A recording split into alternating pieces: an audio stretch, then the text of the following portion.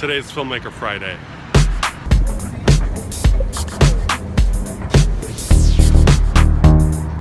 Today I saw a woman pushing her poodle in a baby carriage. It's pretty disturbing.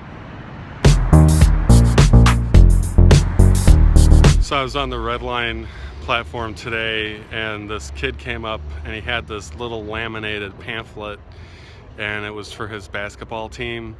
And that's a story that's been running around the Red Line since probably this kid's been alive. So I just told him no.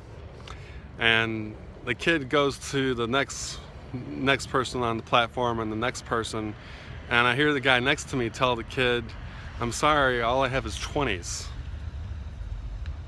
I mean, you never tell someone, all I have is 20s. That's like saying, oh yeah, I got a wallet full of cash I don't need.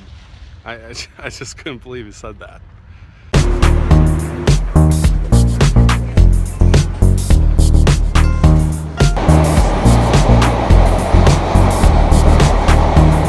Today is Filmmaker Friday.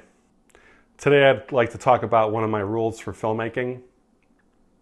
A few years ago, Werner Herzog put out a list of rules, 27 rules that all filmmakers should follow, or at least it's a list that I've seen on the internet, and I've seen people share it, so, hopefully it's him, maybe it's not.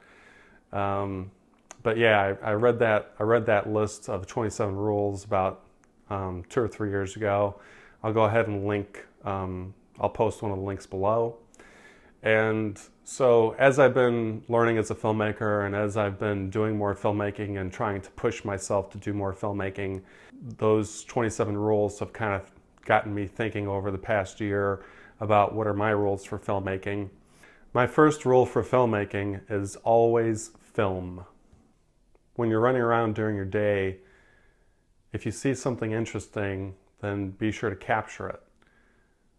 If you've got camera equipment, then it's a great opportunity to get it out, learn to use it. You can take it out, get interesting shots. If you've got a smartphone, it's with you all the time, so there's really no reason not to capture an interesting image. When you make an effort to always film, you learn how to frame a shot, you learn how to hold your smartphone or your camera steady, whether you have equipment or not. You also learn the capabilities of your smartphone or the capabilities of your camera as you're running around capturing images in your day-to-day activities. This rule also carries over to the set.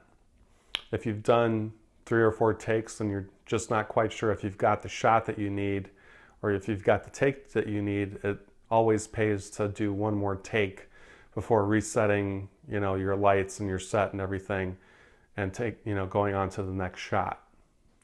After you've spent a day capturing different shots, you want to basically import everything and then go through it and review it. If a shot isn't usable, you can always delete it. If there are images or ideas for shots that you would want to use later, be sure to put those aside in a way that's comprehensible to you. If you're happy with the footage that you've captured throughout the day, you can always edit it together and create a visual essay. The practice of always filming will carry over to your editing and help you become a better editor, because as you're cutting things together, you learn how to use images to tell a story or to tell a narrative. Following the rule of always filming, you'll become a better filmmaker, and you never know what you'll catch. That's why I always film. Okay, that was Filmmaker Friday. I hope that you have a fabulous weekend. In a couple of weekends, I'm going to be trying to do another Vimeo Weekend Challenge. I also have a couple of short films that I'm trying to wrap up post-production. I've been editing this film. About a bad breakup, so that's been pretty interesting. I've gotten probably 70% of the way through. I've got a couple more scenes to edit, and I'm looking forward to sharing that with the world.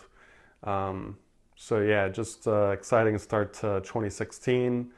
I'm looking forward to working with some improv actors this year. I had a great experience with an improv actor named Dennis last year, and we collaborated on a Vimeo Weekend Challenge video. So yeah, great start to 2016, and I look forward to always filming, or at least filming a lot more.